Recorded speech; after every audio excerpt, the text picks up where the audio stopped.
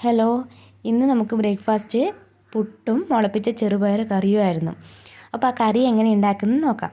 ആദ്യം തന്നെ മുളപ്പിച്ച പയറിലോട്ട് കുറച്ച് ആവശ്യത്തിന് വെള്ളവും മഞ്ഞൾപ്പൊടിയും ഉപ്പും ചേർത്ത് കുക്കറിൽ വേവിക്കാൻ വെച്ചു. അതിനുശേഷം ഞാൻ ഇതിലേക്ക് വേണ്ടുന്ന അരപ്പൊന്ന് തയ്യാറാക്കി. കുറച്ച് തേങ്ങയും ജീരകം, ഒരല്ലി വെളുത്തുള്ളിയും വെള്ളം ഒഴിച്ച് നല്ല പേസ്റ്റ് രൂപത്തിൽ അരച്ചു. പിന്നെ ഈ വേവിച്ച് വെച്ച പയർ ഞാനൊരു മൺചട്ടിയിലോട്ട് മാറ്റിയിട്ടുണ്ട്. ശേഷം ഇതിലേക്ക് അരച്ച് വെച്ച അരപ്പും കൂടി ചേർത്ത് നന്നായി തിളപ്പിച്ചെടുത്തു. ഇനി ഇതിലോട്ട് വേണ്ട കടുക് താളിക്കുക ചെയ്യുന്നത്. ആദ്യം എണ്ണ ചൂടാക്കി കടുകിട്ട് കുറച്ച് സവാള ഇട്ട് ബ്രൗൺ കളറാവുമ്പോൾ ഞാൻ കുറച്ച് ചില്ലി ഫ്ലേക്സ് എരിവിന് വേണ്ടി ചേർത്തിട്ടുണ്ട്. എന്താ വെച്ചാൽ എൻ്റെ കയ്യിൽ കാന്താരി മുളക് ഇല്ലായിരുന്നു.